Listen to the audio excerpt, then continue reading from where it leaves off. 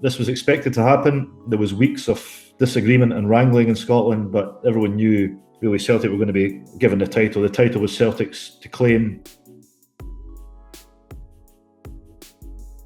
Rangers supporters wouldn't say they're deserving champions, but that's the nature of the old firm rivalry. I mean, Neil Lennon is now Celtic's third most successful manager of all time. It's an incredible record.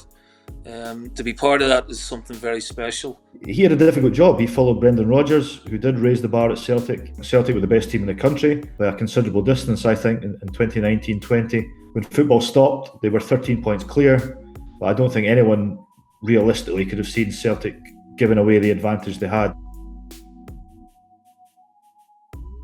Well, the decision-making around the end of the Scottish season caused an almighty row. I mean, even people who have been decades in Scottish football haven't seen something quite as acrimonious as this, and quite as personal in many ways. This surrounded a vote which would give the board the right to end the Premiership season when they decided that there wasn't scope to play the remaining games.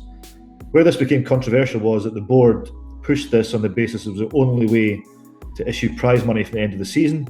Some clubs said they felt coerced or bullied or threatened into voting in support of this resolution. At the bottom of the table, Hearts were 4 points adrift. They will be, I don't like relegated because I don't think you can be relegated from a competition that's not finished. But for now, they are, shall we say, expelled from the league. I think it's fundamentally unfair in the midst of a global pandemic to punish, and that's what they're doing. The SPFL are punishing clubs by way of putting them out the league when they don't really have to. But in a football sense, fourth biggest budget in the country, and on paper, a really decent, in Scottish terms, squad of players. For them to be involved in this conversation at all, it should be an embarrassment to the club.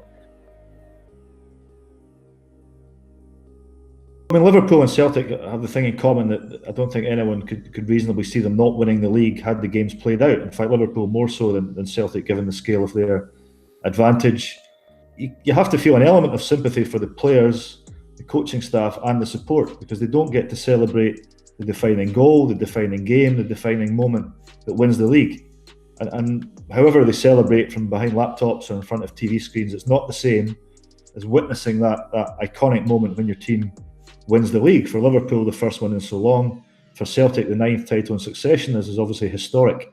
I think in England, the relegation element from the Premiership will inevitably be as acrimonious as it is in Scotland. If they somehow teams are removed from the league if they don't get to play these games, these clubs have far more money behind them than Scottish clubs.